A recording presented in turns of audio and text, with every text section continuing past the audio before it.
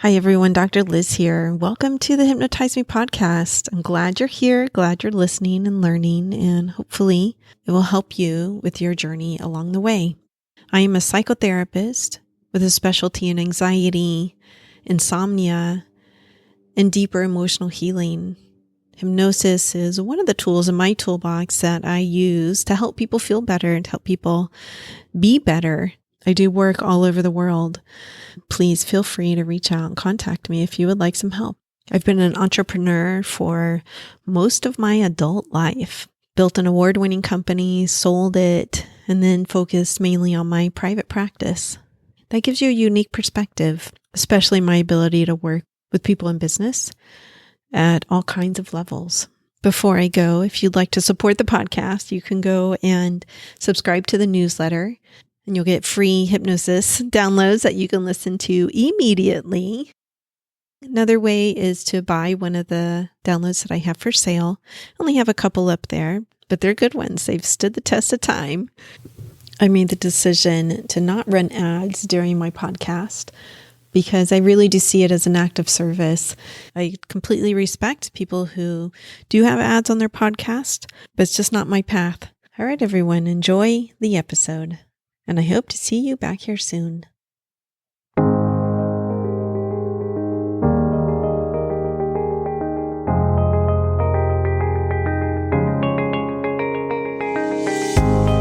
Hi everyone, Dr. Liz here. My interview today is with Jenny Peterson, who created the Mind Body Rewire program, the mindbodyrewire.com. Now, I know listeners probably don't realize, unless you're a podcaster yourself, that we get pitched multiple times a day, at least me at this point. Not when I first started, but definitely 8 years later running a podcast, I get daily requests for people to be on it. And her email really caught my eye. And so I went and checked out her website and then interviewed her, and she is fantastic. My instinct was right on this. It is pretty rare to find an online program that has daily support of somebody. And that's what her 8-month program offers, is daily support. And the program sounds incredible. It really lines up with what I do in hypnosis in terms of rewiring subconscious beliefs so that you can lead a better life, so that you can feel happier, better. Her program is specifically targeted to people with chronic health conditions who really want to live easier, less suffering, figure out what's going on. As she says in the interview, she is often the last resort. The hypnosis is often the last resort for people too. So I get the same type of people that come to me. They've tried everything. But as a psychotherapist, my life, my practice is not set up to where I can do daily check-ins with someone. And her program offers that, which is phenomenal. So I hope you really enjoy this interview, which is all about her program, how she came up with it, how it works, who it's for, and that it helps you or a loved one in some way. I hope you're healthy and safe. Peace. Hi, Jenny. Welcome to the Hypnotize Me podcast. Thank you so much, Elizabeth, for having me here. I'm so excited. Absolutely. So let's start with the chickens. Yes. Okay, let's start there. That's a soft way to enter. Yes. Do you have chickens personally? Do you do Yes, school yes, I chickens? do. Yeah, I have 20 chickens. Yes. 20. Yeah. Wow. It's been, I mean, for people that have chickens, it's called chicken math. It's literally like you start with 4 and eventually it's like, well, I had 4 and all of a sudden I had 20. I have heard that actually. Yeah, it's kind of crazy. My husband started it and I just kept it going from there. Awesome. And they're backyard chickens? Yes. Yeah. We Awesome. have a couple acres and it's just so fun to, I mean, if you ever need to just distress, like in the middle of my day, if it's like, oh, I'm just stressed out right now, I just walk out, buy my chickens and hang out with them. And it just takes all your stress away. It's such an amazing little creatures to have in your backyard.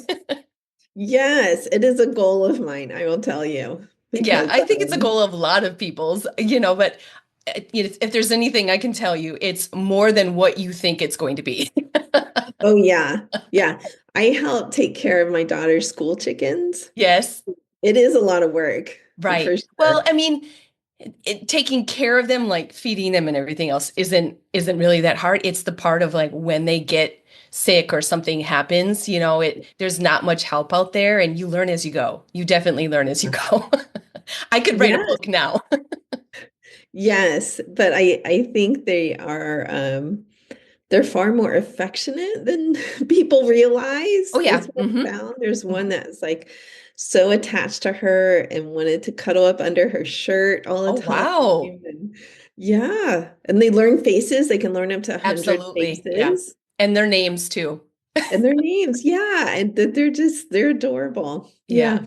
Yeah. So great, wonderful. You don't have an egg shortage like the rest of the country. No, no, I never did. Never have that. I mean, mine even don't even really slow down that much in the wintertime either. So, I mean, we have a good steady pace and our neighbors know that as well. So we don't have a problem getting rid of the extra.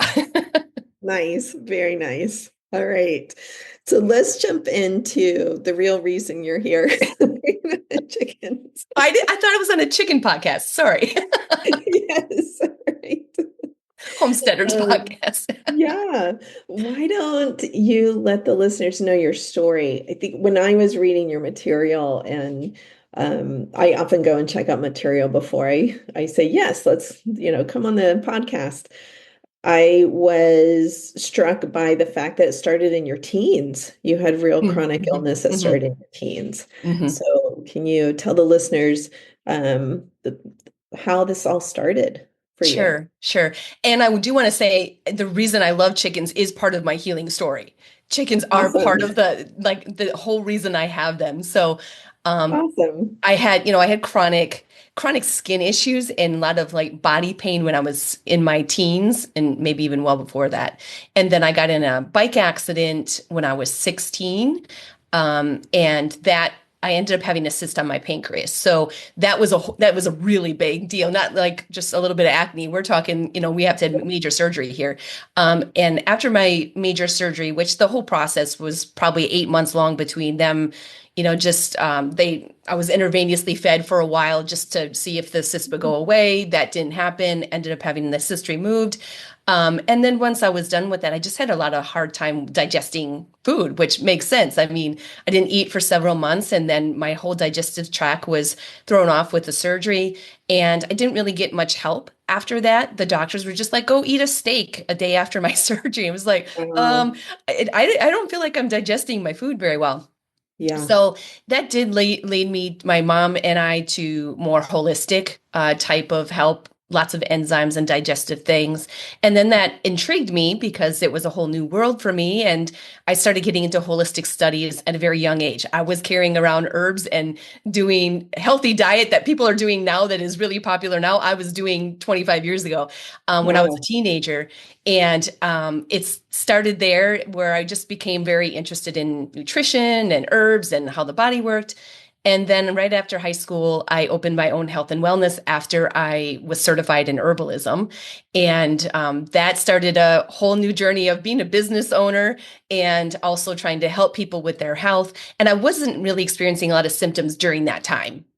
During the time of opening my business, I was young, 19, 20 years old. And it wasn't until I ended up probably 5, 6 years into the business, very stressed out, where I started to experience symptoms. And then I had my son when I was 28. And my store was extremely busy at that time. And I just could not manage both the store and being a mom, and ended up selling the store. And after that is when it went all downhill, like the major stuff. The stuff in my childhood was here and there, but the major stuff was after he was born. And I ended up one night with a major panic attack, and it went downhill from there. And I didn't even know what Wow. panic attacks were. Yeah, most people don't when Yeah. they have them at first. Yeah, And I would they have to say, once I learned that I was having a panic attack, like I had many versions of that even when I Hmm. was a child. And I didn't know that that's what it was, so I did have anxiety, but no one told me that's what it was or what I was Yeah. experiencing in my body. And then once I had the panic attacks, it just spiraled from there. It was everyday panic attacks. And I had major rosacea. I had cystitis for 2, 3 years continuously, Wow. digestive issues, food sensitivities. So I was sick chronically for 3 years. It was literally my husband got a new job. We were moving and Hmm. had my first panic attack. And when he came home 2 weeks later, I said, I can't drive. I am having panic attacks. I was in the ER, he's like, what happened to you? And there was just a lot of stress with the move and everything just came to a head.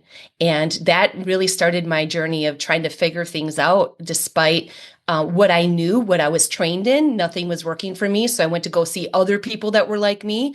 That And was one of my questions. Like here yeah. you are trained in herbalism. Hmm. For listeners who don't know, if you've never been in, I don't know, a store, let's say, facility, often acupuncturists or have a whole wall of herbs, and Hmm.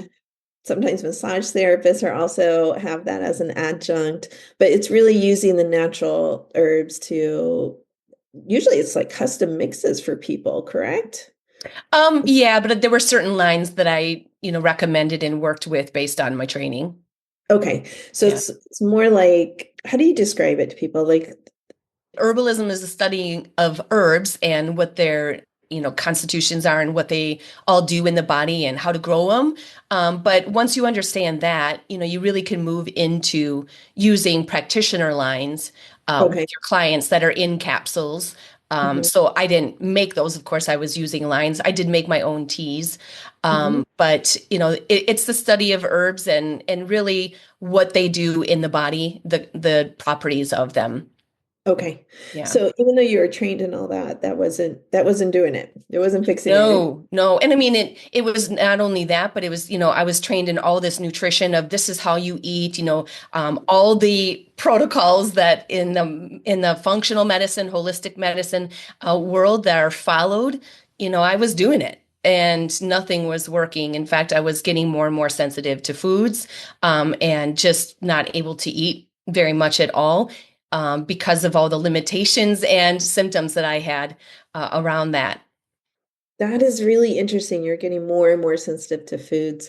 I mean, I'll tell you one of the reasons I took this interview was because my 19-year-old is struggling with like some real chronic GI Hmm.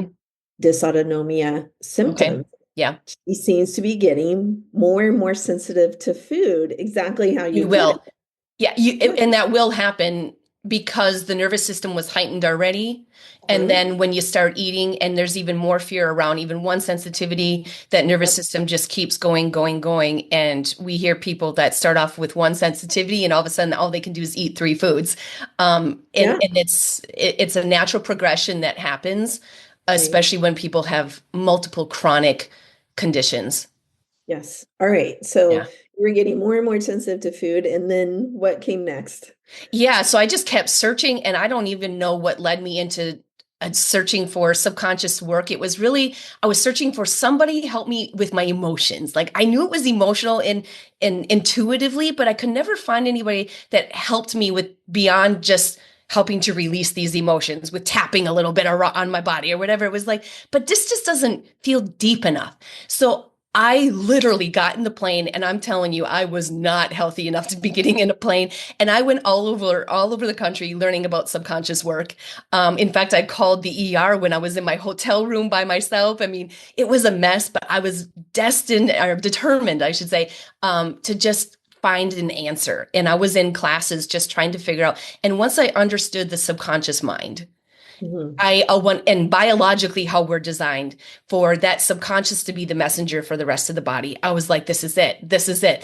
And once I dove into that and started doing my own inner work, which I knew I had a lot of childhood stuff I needed to work on. But I even went to a hypnotist, I went to therapists, and they're like, well, you aren't bad enough yet. And I'm like, what do you mean I'm not bad enough? Like, I had some major trauma when I was a child. How are these not qualified, traumas for me Yeah. to be working on?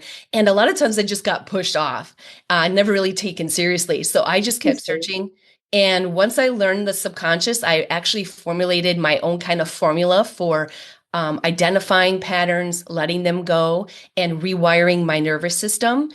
and created a structure for myself, which is now the structure I use with our clients, and rewired my nervous system to be in a healthier, safer space, sending more messages of safety, and everything went away. Everything went away from me in about 8 months after doing that work Okay. continuously every day.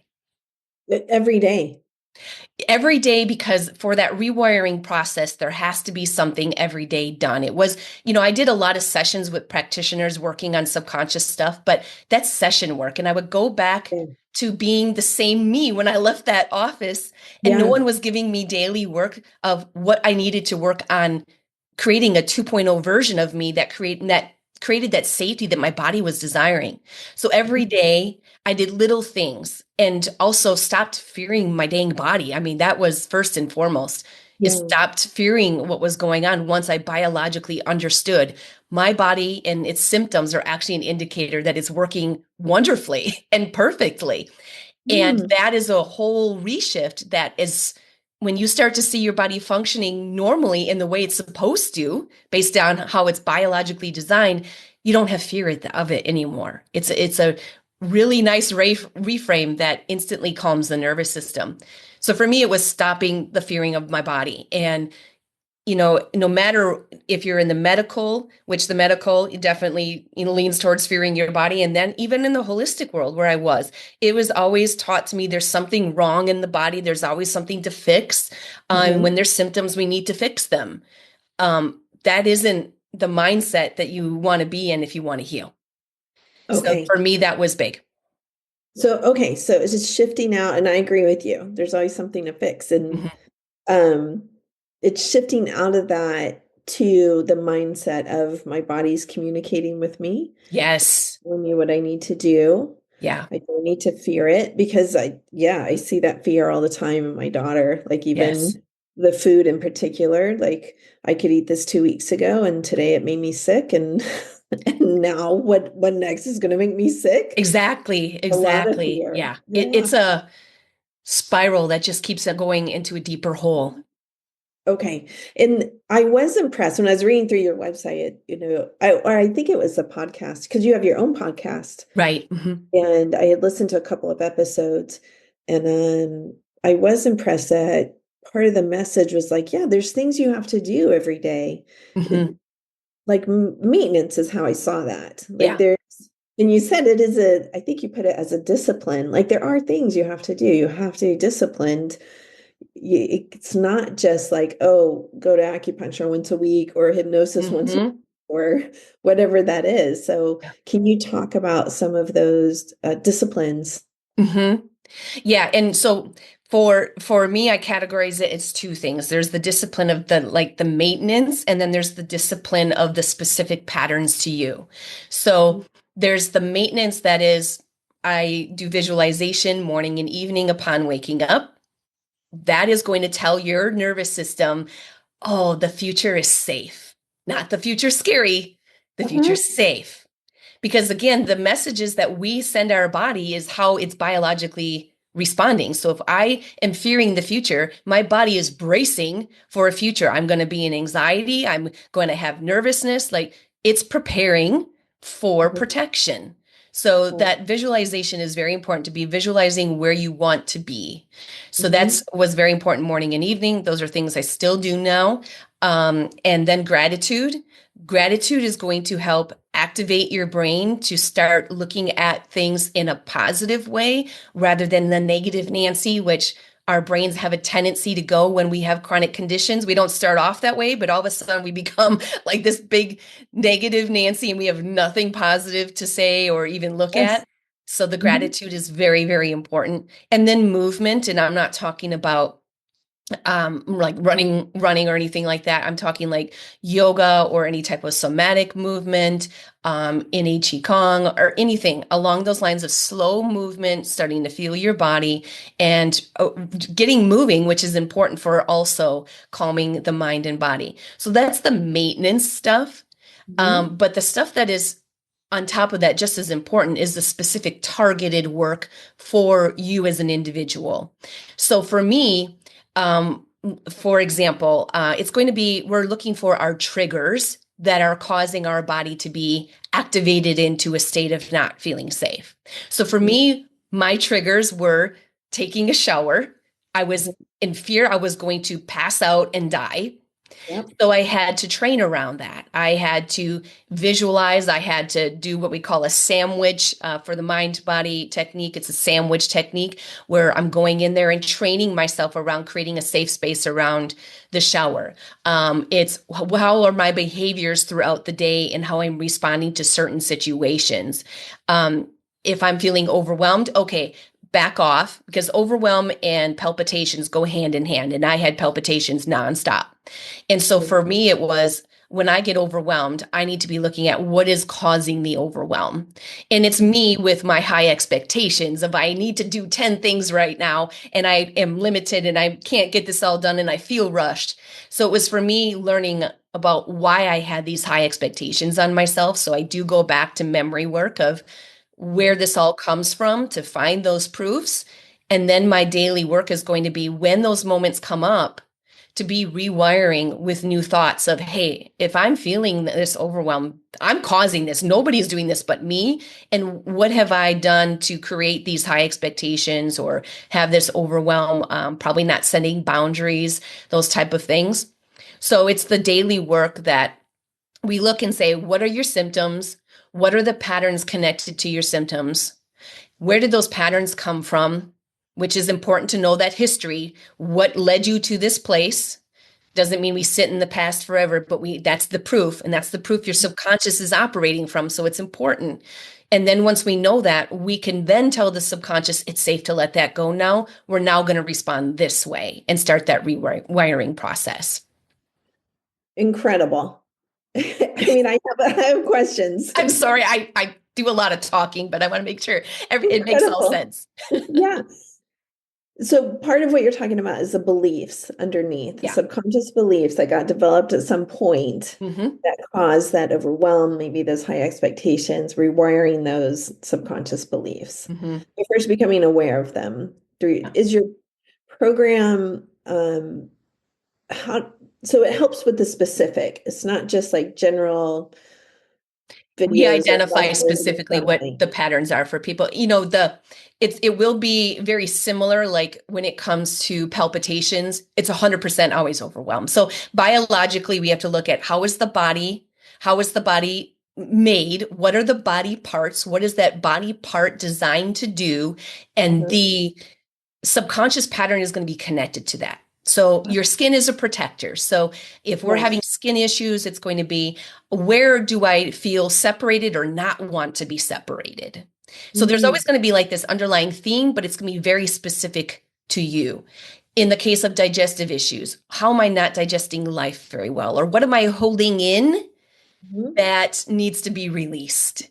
Ah, So the body systems give us a little head start to be yes. targeted. If we don't, we could throw that all aside and we can say, well, just tell me how you feel about this particular symptom. Then that's a subconscious pattern by having those description. And then we go back to those patterns or that targeted work helps us say, okay, now how does this relate somewhere in your life? Where Mhm. have you felt this way before? And 100% every single time we can find the connections. Now there's going to be the root memory and there's going to be a trigger memory. Uh-huh. Root Okay. memory is going to be before the age of 12, Mhm. where everything was established. And then the trigger memory is when the body says, oh, time to spit out the symptoms. So that's typically where we see the Mm, between like 30 years old, 40 is when it really starts to show, sometimes 20. But that root memory, there's really not a lot of symptoms that show up for that. That's the programming memory that the subconscious is like, I'm going to hold on to this for the future use, but there's no okay. reason to overreact right now. And so when it gets reactivated somewhere along the way, that trigger is when the symptoms show. So everybody's always like, well, I just want to focus on what happened before my symptoms showed up. Okay, that's important, but that's not your root. And your root is your childhood. So for Yeah. me, I experienced those palpitations. Yes, I was extremely overwhelmed when that happened in my when we were moving.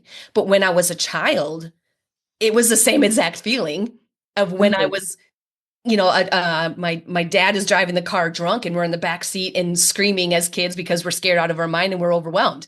Same exact feeling. yes. So Yeah, I and had to work on neurologists both. call that an initial sensitizing event often. Yes.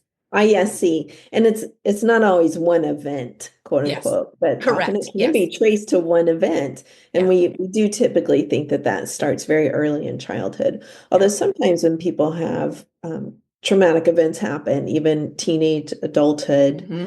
it can begin there. Yeah. But I love how you address the both.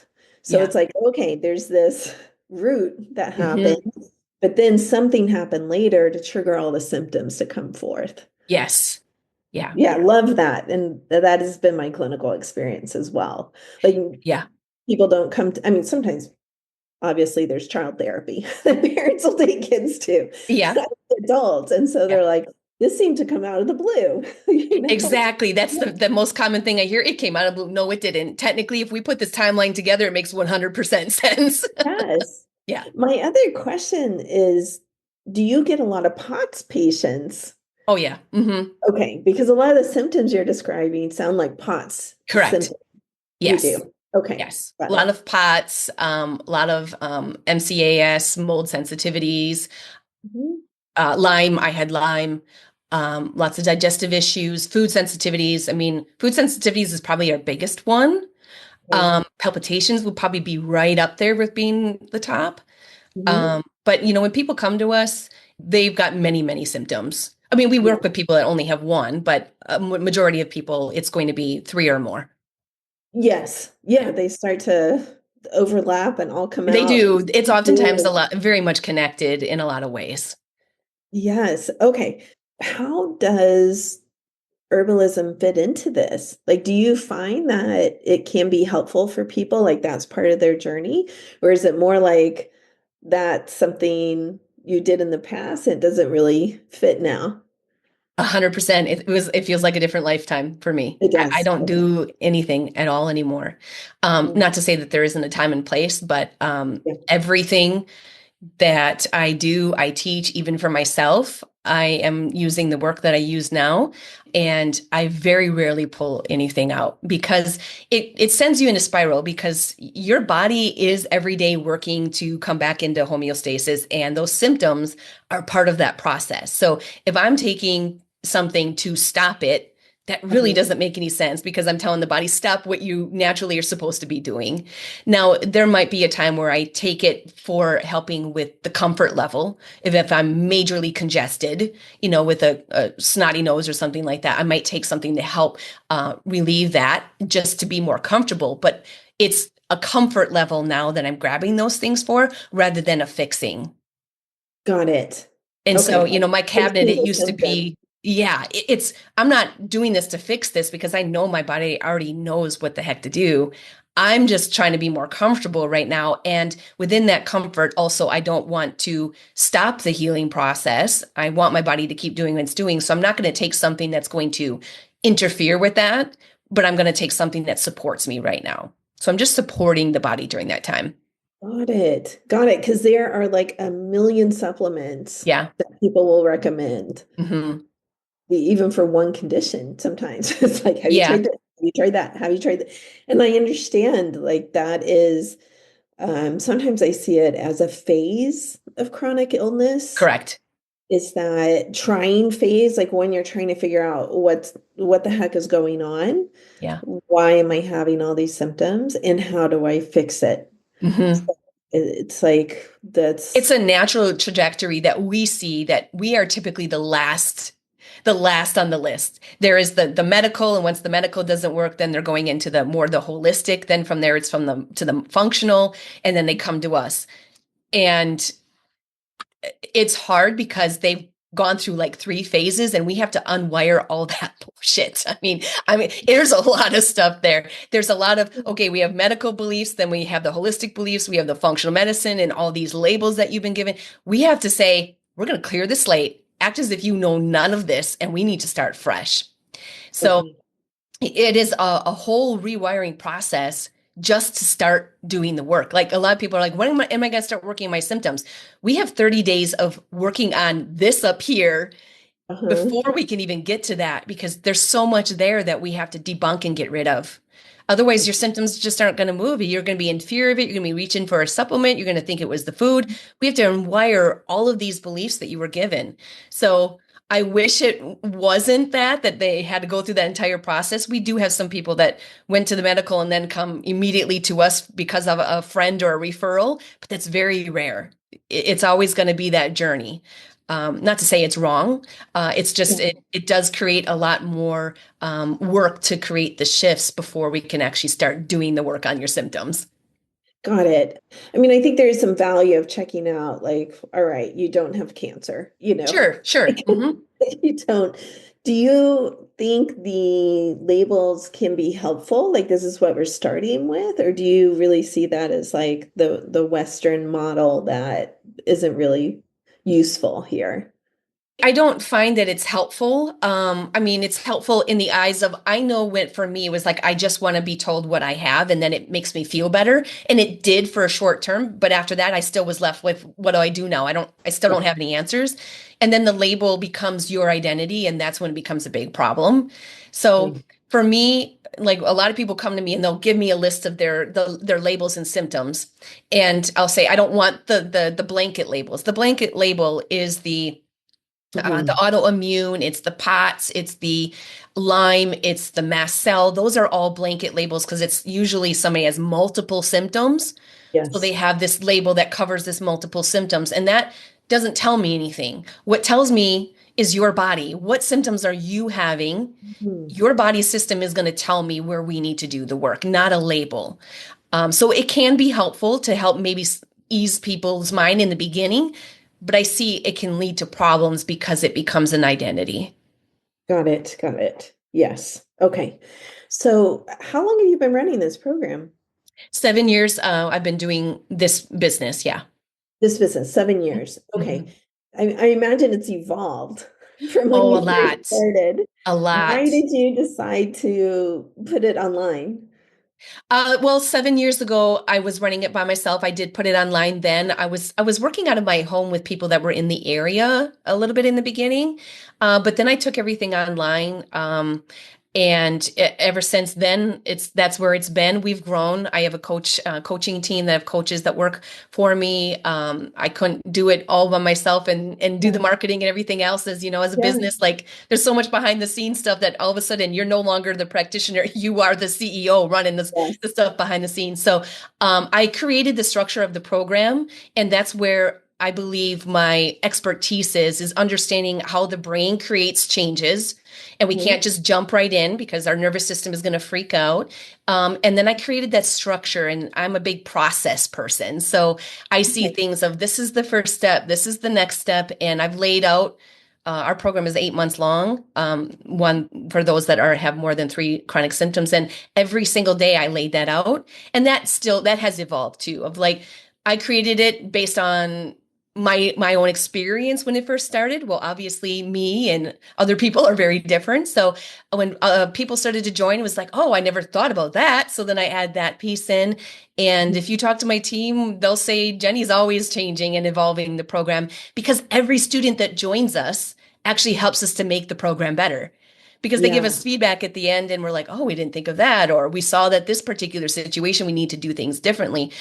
So it's evolved, and yeah, I'm just extremely proud of where it's come and the people that get the transformations that they do with it.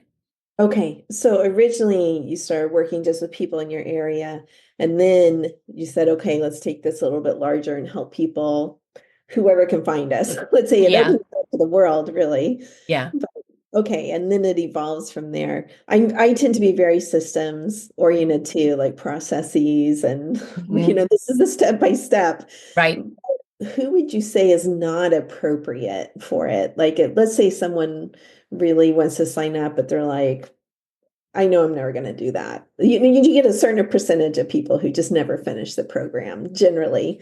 what most online people will tell you. People who have an online program will tell you. You get a certain percentage who just never finish, or never even look at it. You don't. We actually don't have that problem. We don't have that problem. Everybody Really? finishes. And here's why. Is that it's not a self-paced course. You are required to Oh, show up every day. what do you mean by So that? we Like it's an someone's eight actually month checking in program. with you every day? Yes, you have a coach to check Oh, in that is checking on you, and we hold you accountable to doing the work. And that is why I created what I did, is because uh-huh, I was taking these programs and I hold myself accountable pretty well. But I also found that when resistance hit in those old patterns, that I wasn't doing the work like I should have. And it took uh-huh, me a while to get back going. And there was no accountability and there was no structure in any program that I found. And DIY I hated because I yeah, had no coach to support me.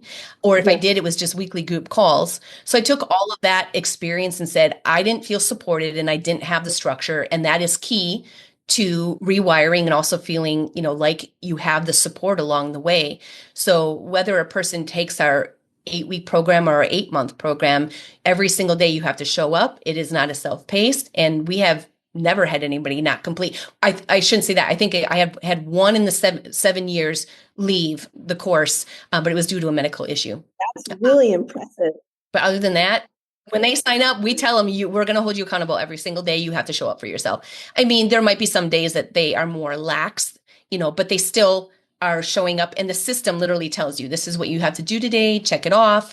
And that was the other thing, is I took all these programs and no one told me what I should be doing every day to rewire my old patterns. It was a guessing game. So I took that and said, I don't want this to be a guessing game for people. I want them to know exactly what they need to do. Fascinating. So, Yeah, I'll often get, I mean, in psychology, we call it resistance, but there's another word for it that's sort of escaping me right now, mhm. where someone will sometimes ask me what to do every day. And gratitude's a very easy, in my mind, easy. It's not so easy, actually. Right, It right. is a Yeah, discipline. It's an easy it assignment. is. Let's say, let's just start with some gratitude, but you come back the next week and they haven't done it. And Mhm. it's like, why not? Like what Yes. stopped you? We troubleshoot that. Like what's going on that stopped you? Yeah. But often people don't want the like in between. They just want to forget. I think your clients are at probably with the chronic conditions are at a very different kind of place in life. Like, please, somebody help me is how they end up at you. Yeah, absolutely. Yeah. And I mean, you have to want to do the work. You definitely have to be a person that says, I'm willing to do anything to get better. And I'm willing to show up for myself. I mean, we had one woman that had 10 kids and homeschooled and still did Oh, the program, which blew yeah. our minds, but again, like they're committed. So do you have an eight, you said you have an 8 week, do they go through that first and then do the 8 months if they want to continue, or is it two separate programs? You can start at 8 weeks and see if you like it, and then you can always upgrade. 8 weeks is more ideal for someone that has 1 to 2 symptoms because we can actually work on it in that length of time. Someone that has three or more, I always tell people, like, the biggest thing is I tell people don't lie and cheat yourself out of saying, well, I really only have 2 symptoms, just so you only take the 8 week and really you have five. Don't do that, because it's a disservice to yourself, because someone that has 5 symptoms versus 1 or 2 symptoms is Mhm. wired completely differently. Like someone with 5 symptoms is in fear of their body and always thinking about their Yes. symptoms nonstop. 1 to 2 symptoms, that's still the case, but it's not nonstop. It is, and they're got different belief systems that are not as strong as someone that has several. So it's a different protocol for that. So don't cheat yourself out on that. But our 8 week is kind of introductory to our 8 months. So if someone says, I don't really want to do the 8 month quite yet. I really want to see what's about, which I 100% understand, because there's so many programs out there now that people are taking programs and they're getting, no results or overpromised Mm. and they're getting burned. So this 8 week is kind of to show you this is what you're going to do. And it's a short experience of what the 8 month is, or someone that has 1 to 2 symptoms at the end of 8 weeks, you will have already worked on those symptoms. And then you can continue with additional support in a different way. We have a community that graduates go into. So it really just depends. That entry level is what are you ready for and how many symptoms do you have is really important. We also have qualifications around medications. So that's on our form too. Certain medications interfere with the changes in the brain. So we want to make sure that any type of depression, anxiety, or even cortisol, those are all going to Okay. interfere with our Well, what do you mean by process. that? So, Like they need to go off their antidepressants? I'm not going to tell you to go off of that. It's got to be a plan you want to do for your own self with your doctor. But if you're on the medications, you cannot join our program. We'll recommend something else up until you're off of that. But of course, we want you to be working with your doctor with those medications. But it can't be where you join us and be on those at the same time. There's just too much going on in the brain with those medications for us to actually do Interesting. effective Very work. interesting. I mean, how did you discover that? It's how what the chemicals are doing in the body biologically. So if it's going in and deactivating certain parts, or moving you into what we call a sympathetic state versus a parasympathetic. So let's say, for an example, cortisol. Cortisol naturally goes in and it activates the sympathetic nervous system, which when we're in sympathetic, we don't have symptoms. And that's why symptoms go Okay. away when you take cortisol. But that's also telling the body Mm. stop the healing process. So then when you stop the cortisol, the body goes back into the healing process, the symptoms come back, and that's when people are like, but it's not working. How come the symptom? Because the body never finished the healing process to begin with. So when you're on these medications, they are essentially pausing the healing process and turning centers off in the brain that are required for us to rewire.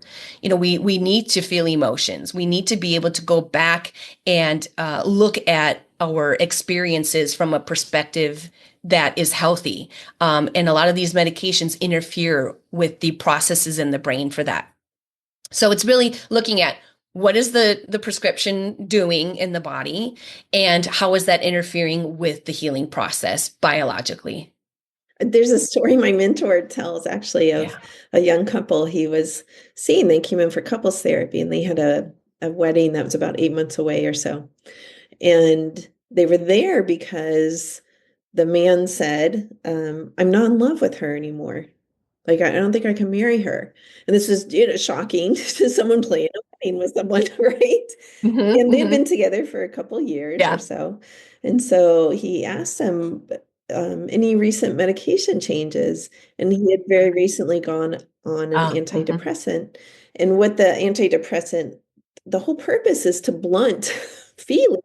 That's the whole purpose of an Correct. antidepressant. Now, I'm Exactly. not Right. antidepressant. I will tell you that straight up. Some people really Right. need them Right. to Mhm. function. But once he went, he said, of Yeah. course, he's like, you got to check with your doctor, but you might try and see if the feelings come back if you go off of it. And sure enough, they did. He was like, oh, I'm very much in love Hmm. with my Yeah. wife, my future wife, fiance. It was the antidepressant that was really blocking the feeling. And that's exactly what it is. I mean, how are we going to work on this stuff if we aren't able to access that? Hmm. We have to access that part of the brain, and even the dopamine. Like we could work on all day long of trying to do gratitude, do our visualization and all our methods that we do, but that's going to be limited because it affects the dopamine levels. Uh-huh. So I mean, and that's what we need so the body feels safe. Yeah. So it's like, well, I know as much as you want to get well, these things are interrupting. And in order for us to help you get results, they can't be there. So there's some people that say, absolutely, I'm going to get off of them, go talk to my doctor right away. And it might take 6 months to get off of them. Yeah. Follow what your doctor tells you because these medications can cause major side effects. Yes.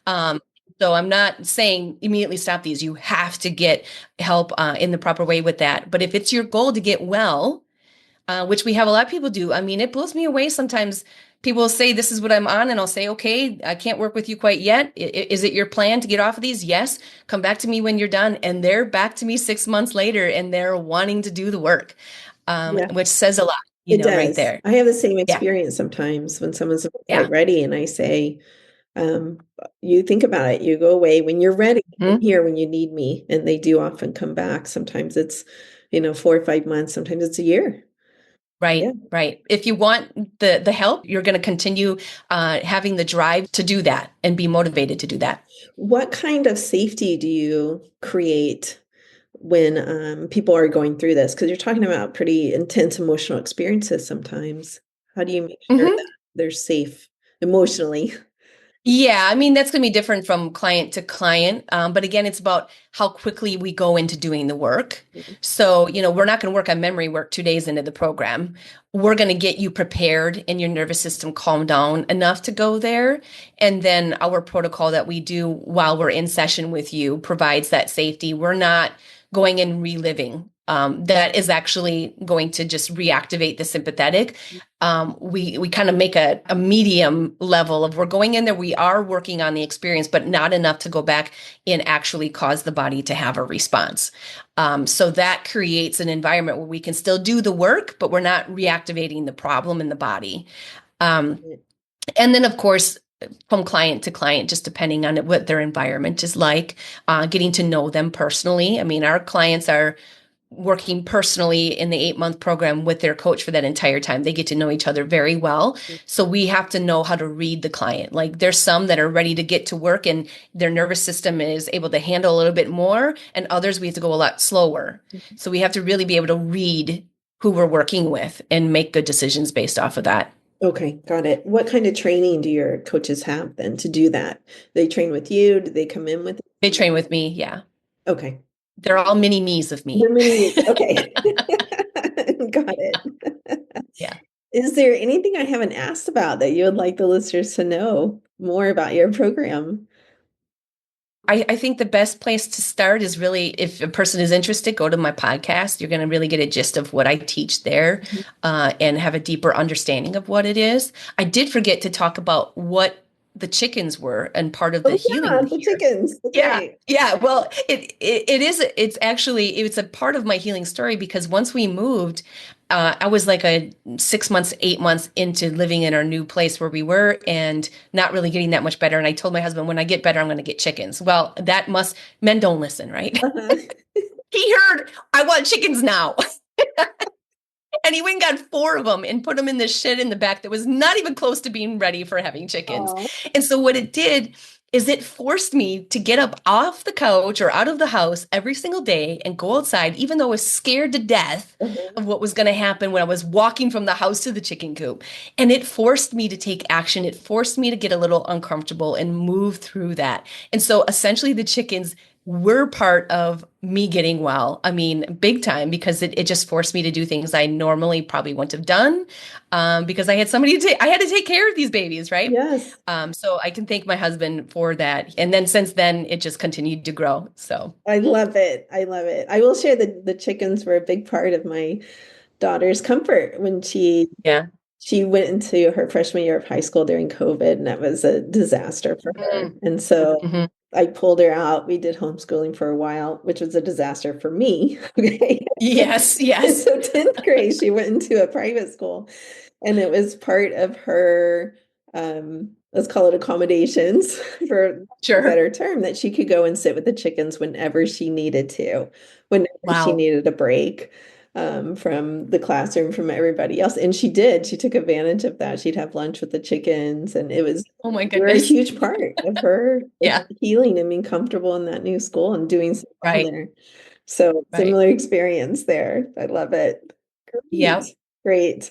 Well, thank you so much for being on the podcast. I think you are just a wealth of wisdom.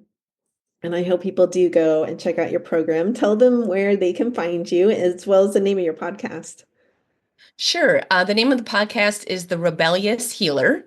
And my website is themindbodyrewire.com. On Instagram, I'm Mind Body Rewire. And then Facebook is the Mind Body Rewire.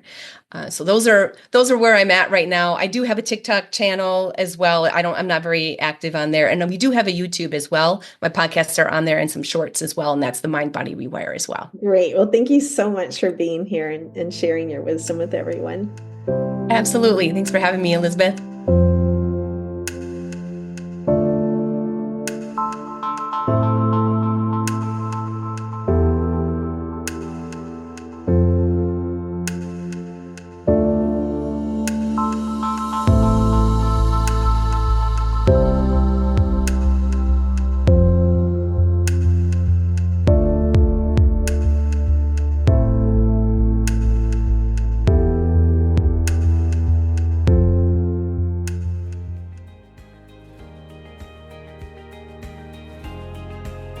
I hope you truly enjoyed today's episode. Remember that you can get free hypnosis downloads over at my website, drlizhypnosis.com, DRLIZ hypnosis.com. I work all over the world doing hypnosis. So if you're interested in working with me, please schedule a free consultation over at my website, and we'll see what your goals are and if I can be of service to you in helping you reach them. Finally, if you liked today's episode, please subscribe to the podcast or tell a friend. That way, more and more people learn about the power of hypnosis. All right, everyone, have a wonderful week. Peace. This podcast is not mental health treatment, nor should it replace mental health treatment. If you need therapy or hypnotherapy, please seek treatment from a trained professional.